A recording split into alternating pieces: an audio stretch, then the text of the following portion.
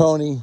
Gonna give you a view of what you would need to deal with regards to bringing your flatbed, etc., to come pick up the boat.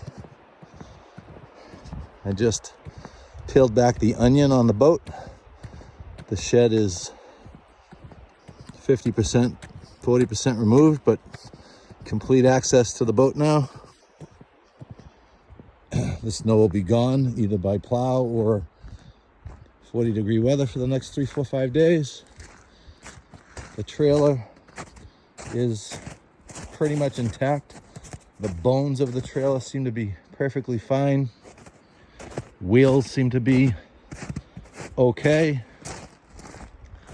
I don't know what the hell the terminology is, but the wings that hold the boat in place, seem to be fine on this side. The other side has some bent bolts, which you'll see in the pictures I send, but all in all, I'm hopeful that you can come pick it up. Anyways, talk with you Monday.